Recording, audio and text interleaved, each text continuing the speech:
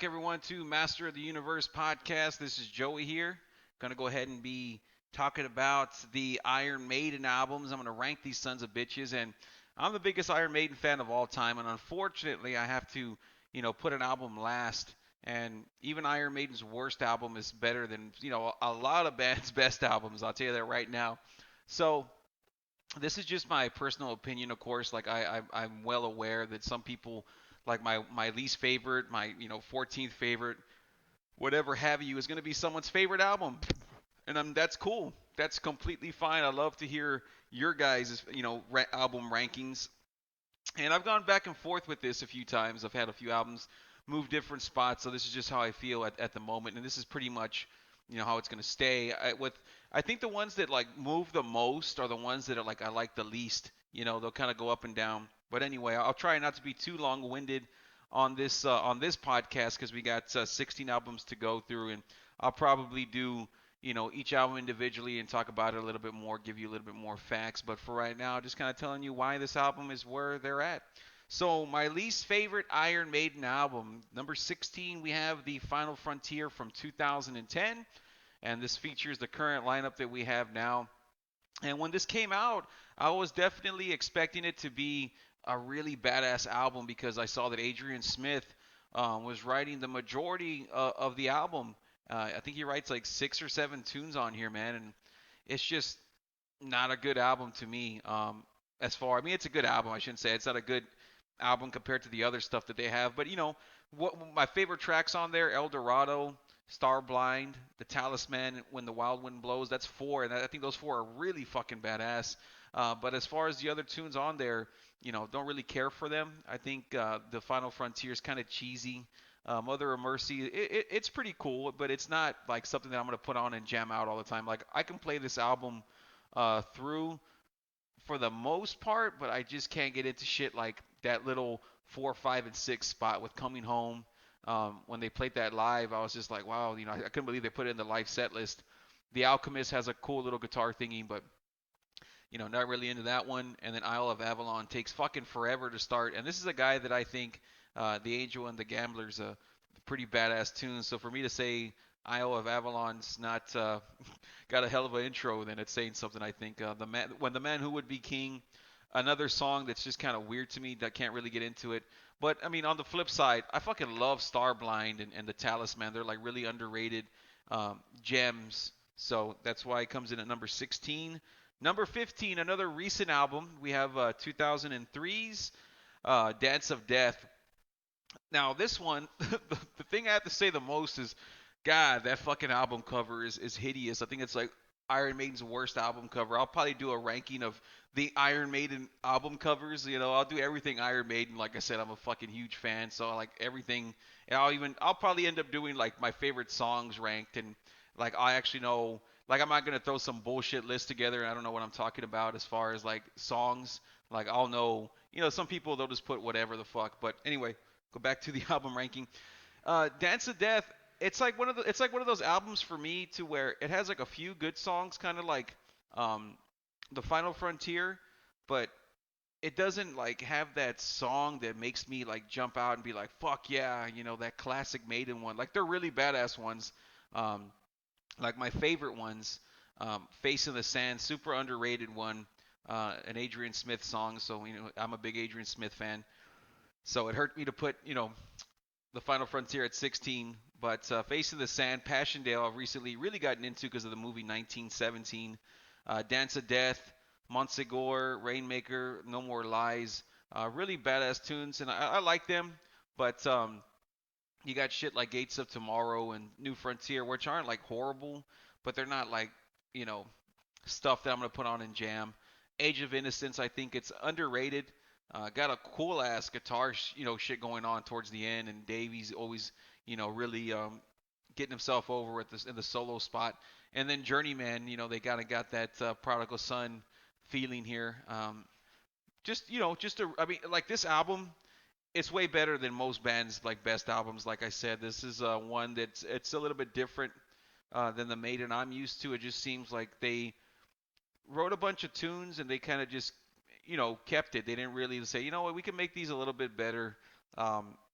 It's one of my, I think to me, I would say it's the most uninspired Maiden album, even though it's still got really good tracks. So it hurts me to say that. Just my opinion why I put it at 15.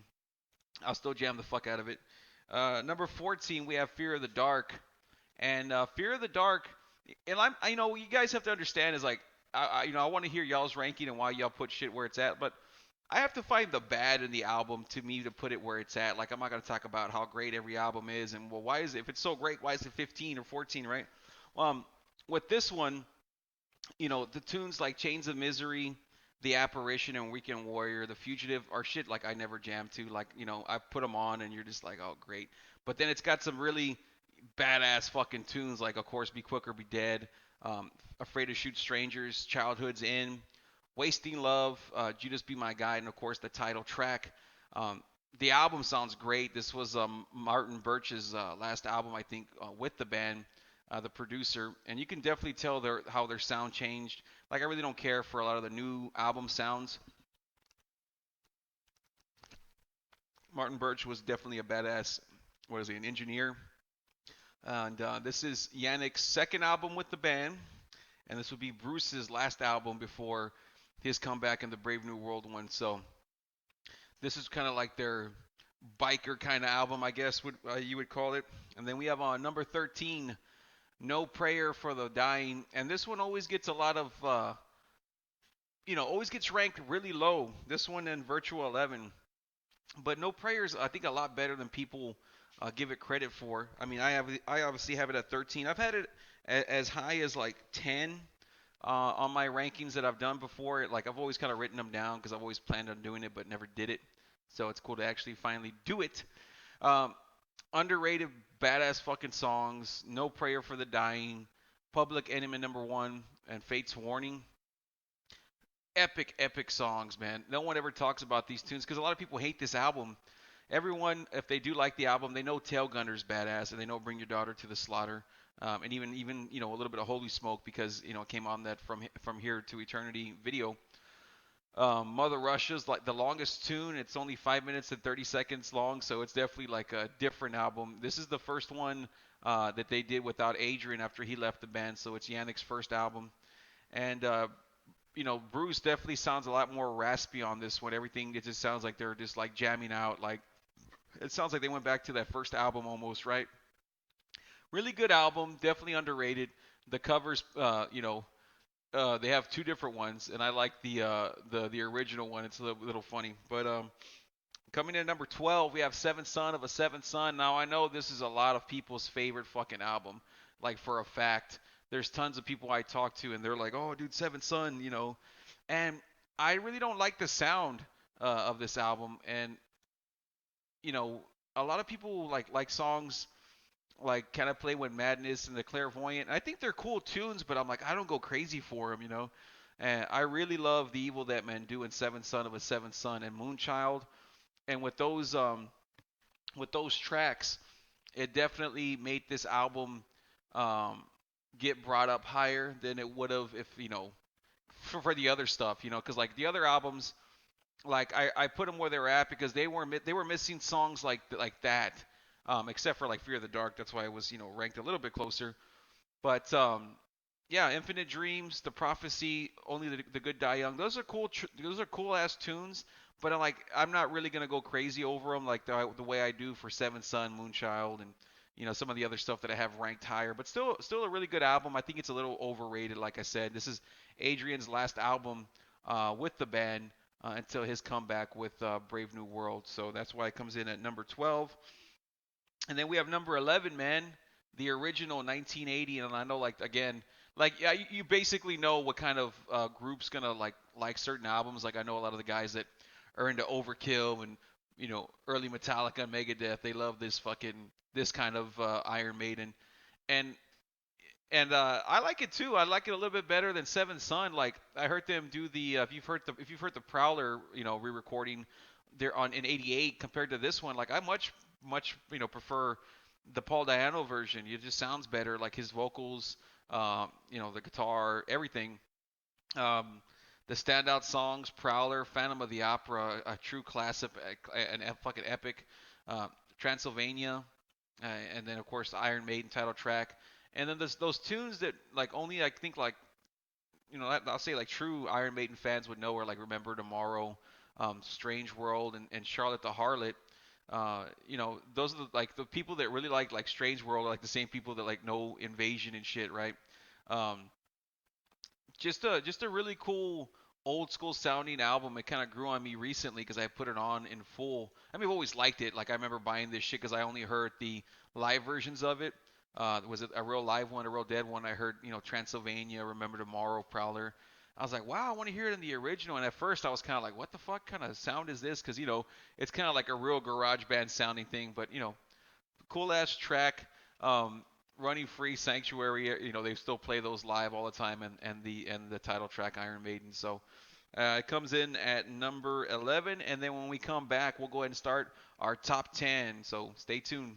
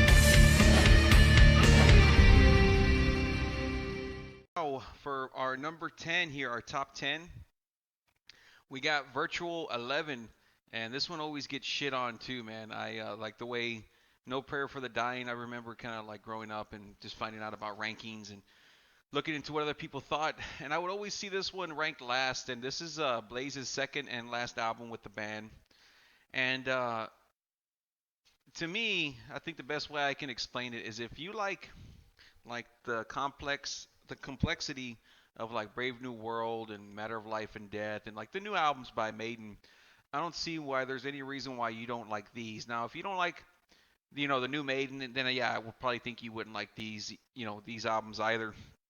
Um, I love them. I love Virtual 11. This one's been ranked higher, but I had to really sit there and not just kind of like love it because people will hate it, and try and prove itself by ranking it higher than it should be. So I think, or needs to be. I think 10 is perfect where it should be at. Definitely an underrated song, Como Estas Amigos. Yannick Gers does an amazing solo on there, and then even the backing guitar, the rhythm guitar while that's going on is fucking amazing. Really underrated track and album. Future Real, I think if anyone knows the songs on the album, is Future Real and The Klansman, both badass fucking tunes. And the one that gets made a lot of, fun of a lot is The Angel and the Gambler, and I love that song. It's got a real happy, feeling to it.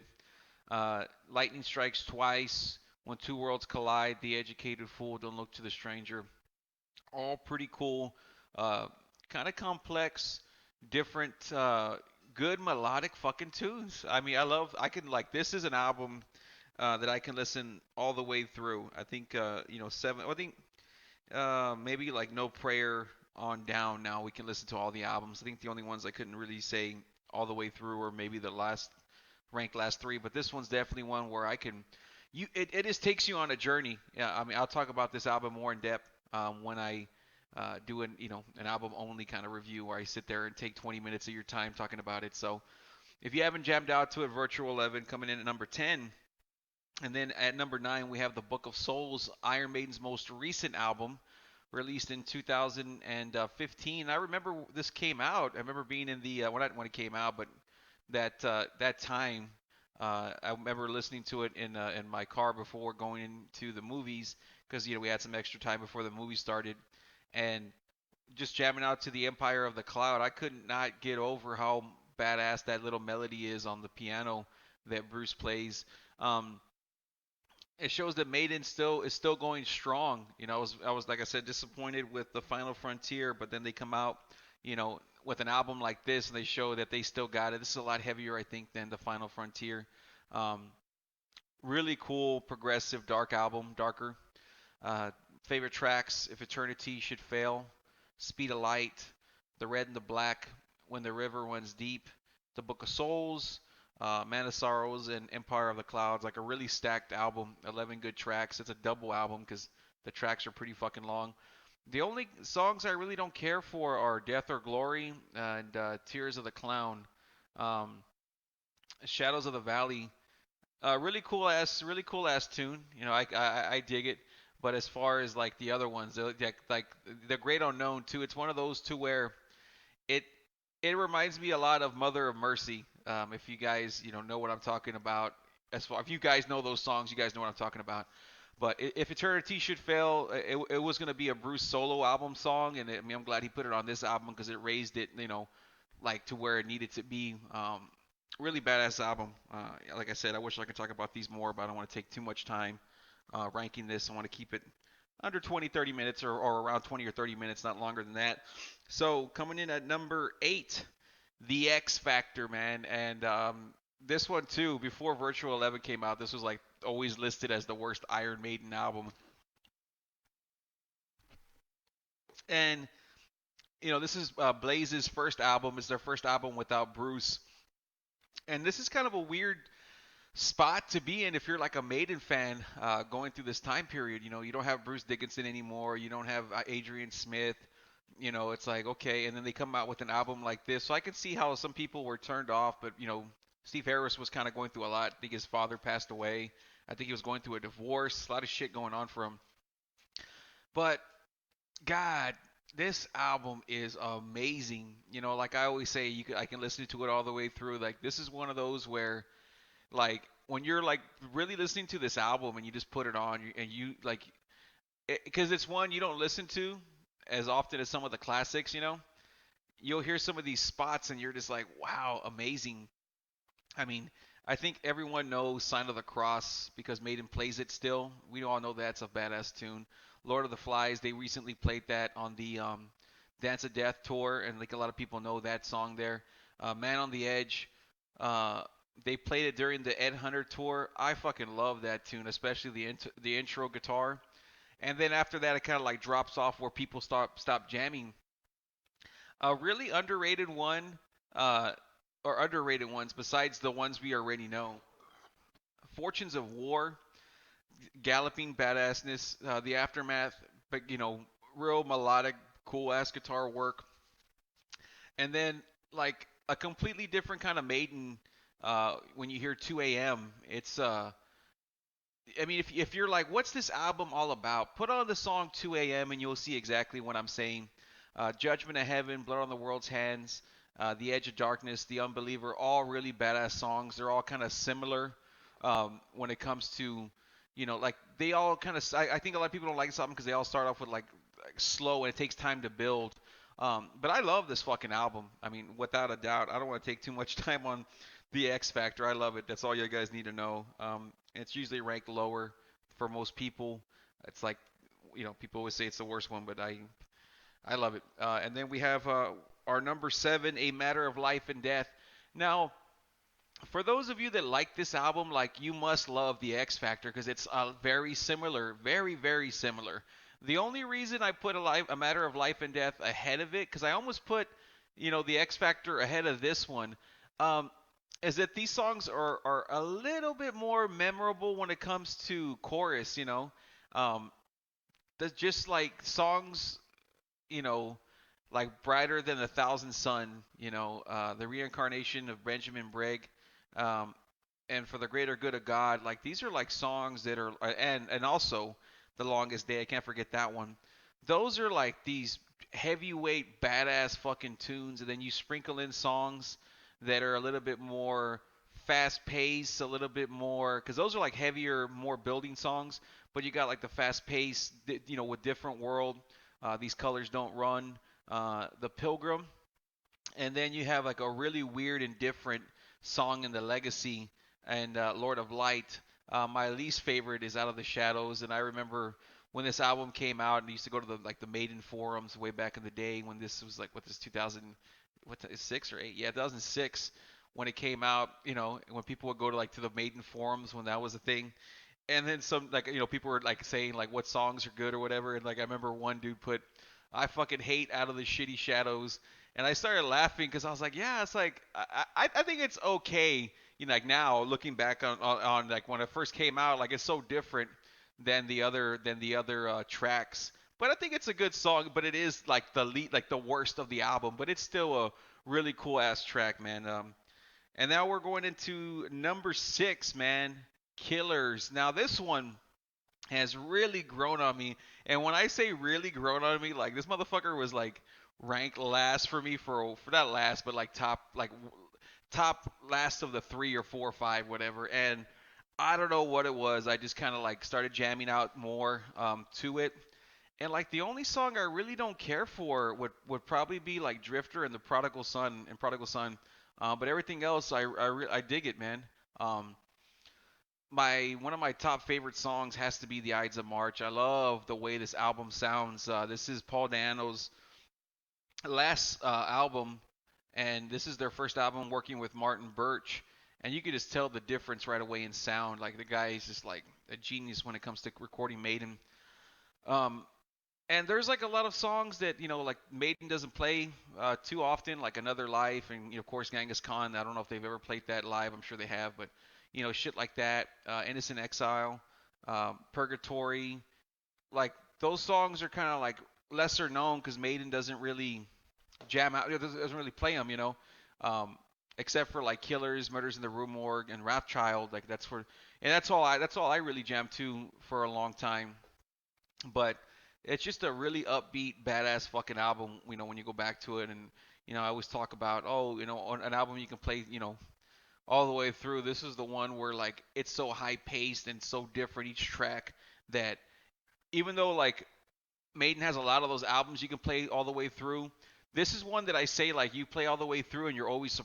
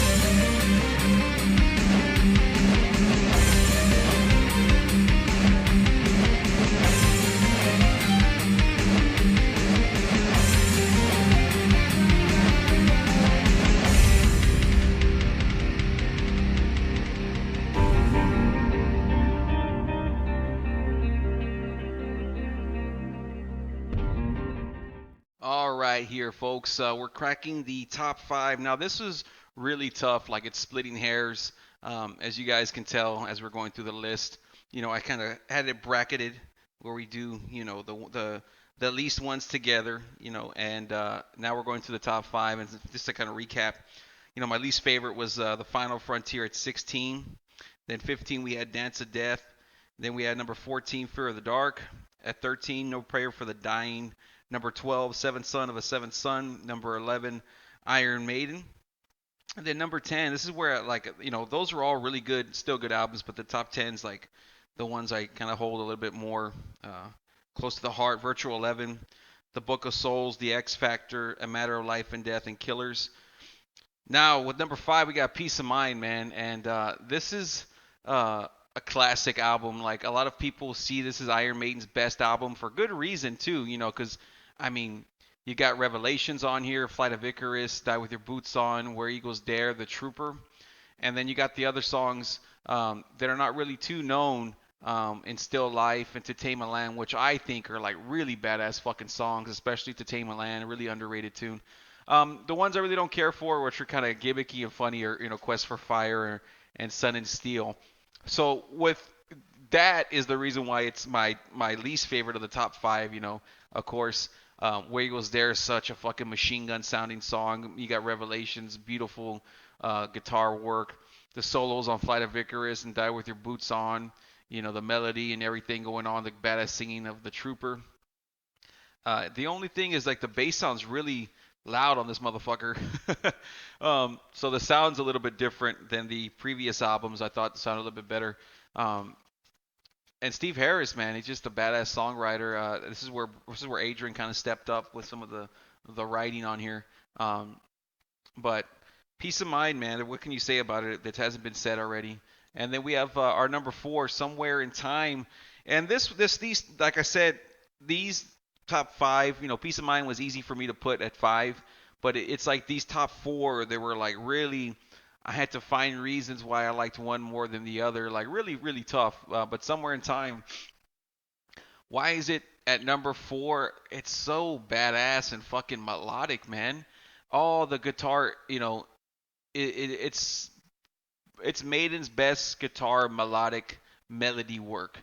Like if you like a complicated, fast pace, um, Maiden album, this is the one. I love it. I mean, every single track is great. Every single track, even songs like I really don't like. My least favorite, if I had to pick it, would be Sea of Madness or Heaven Can Wait, and it's like tough, because they both have like such they're rocking. I don't say it like a fucking like it sounds funny, but when I think of it, they're like rocking ass jams.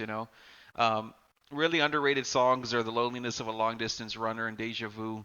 They got really intricate badass guitar parts, and everyone knows Somewhere in Time, Wasted Years, and I think a lot of the hardcores they know Alexander the Great by now. I think that's been one of those tunes that it was unknown way back when, and then now everyone knows it because the internet people were talking about Alexander the Great, and it's a badass fucking tune. And I do wish Iron Maiden would fucking play that. Um, and then number three, man, we have the Number of the Beast, and this one was like tough for me to put at number three, but I'll try and justify why I did because I think a lot of people would say this is like Iron Maiden's best album, and it's definitely a memorable ass album, definitely. Like even their weakest song, which is like a throw-in. I don't think it was on the original album. It's like Total Eclipse or Gangland, and I fucking love those tunes, man. Like Gangland, Tale No Tales, and all that bullshit, or Dead Man Tell No Tales. Um, it's just a fucking bad. Every song on here, like the vocal melody is great. I think the most people, they know Hallowed Be Thy Name, Number of the Beast, Run to the Hills, and then you got that second tier fan that knows more stuff. Not I say second tier, but like more hardcore. With Children of the Damned, The Prisoner, and 22 Acacia Avenue, and then you got the ones that like Invaders and Gangland, Total Eclipse, like me, where every song on here is badass. It's Bruce's first album with the band, and you can just tell like, wow, this is a classic fucking album. But the only reason why I put it at number three is because at number two we have Brave New World, man. Fucking Brave New World. I kind of wanted to almost put it at number one, but the reason why it beats out Number of the Beast is I think a lot of people that are like just basic fans would automatically think Number of the Beast is the best album because it has the more famous songs. But it's just for me what I like, right? And I think like every single song on Brave New World is like a 10 out of 10. I love all the fucking tunes on there, all the tracks, I mean the solos are amazing. They're so melodic. Um, it's like they had that perfect mix of classic Maiden and complex Maiden. Like they weren't going overboard like the way they kind of do now sometimes. Like the albums that are too short or something like No Prayer for the Dying. Like that's way too short, right?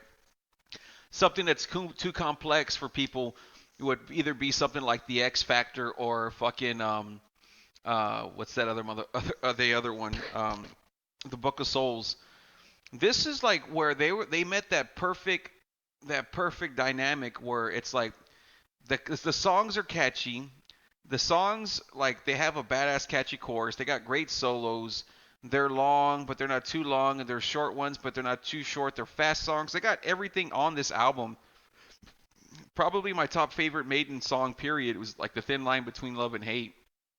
It's written by Dave Murray. Um, if you hear songs like The Nomad and Dream of Mirrors, you know exactly what I'm talking about when it comes to like epics. It has the epics on here. It's got the fast-paced shit with the Mercenary and the Fallen Angel.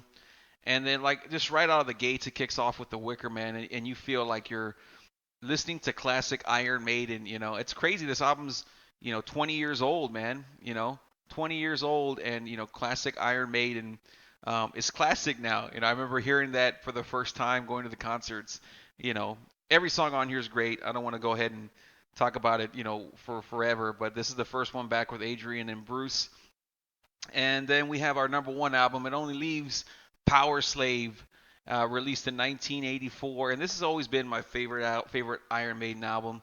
And I might say like, oh, it'll always be. It might, Brave New World might take it over one day. Who knows? But why is it number one? It's got, like I said, like the most hardcore guitar work and shit was with Somewhere in Time and Complex. Or this is before they got too complex. They still kept it like jamming and rocking, and they were complex, but they didn't overdo it and they didn't underdo it. And the songs, they had some longer ones, but it was just like Rhyme of the Ancient Mariner, which we all know is the fucking shit, right? And then Power Slave, and then the rest of the album, it's like perfectly, you know, uh, written, perfectly timed, perfectly everything, man. Aces High, you kick it off with an epic like that, 2 minutes to midnight, slow it down a bit, and then you have the instrumental, and then Bruce starts writing his tracks and um, with Flash of the Blade. And then Steve comes back and has his galloping shit with the duelist. Then you have Back in the Village, which is, with Adrian and Bruce. And you could definitely tell Adrian's style with that rocking guitar riff. It's just like the perfect album. It's only got 8 tracks, but every track, is accounted for. I can't get enough of this one, man. When you put it on, it's one that like you don't just put on in the background and let it play. It's like the one you put on in the background and you start jamming the fuck out. So, um, I didn't want to get too into these albums because I can talk about them forever and each track. So I hope you guys enjoyed this ranking. Hopefully this video wasn't too long. For the music ones, I don't try and make it too long for ranking videos. Like I know you guys kind of, for the most part, just kind of want to know how the albums are ranked and a little bit of what I talk about as far as them. But I'll get more into detail on each of the albums, and I'll start doing that eventually. I'll probably do more ranking stuff first, and then I'll start getting into more Maiden stuff because, like I said, Maiden's my favorite band. But I hope you guys enjoyed it. Let me know your ranking, and I'll see you guys on the next one.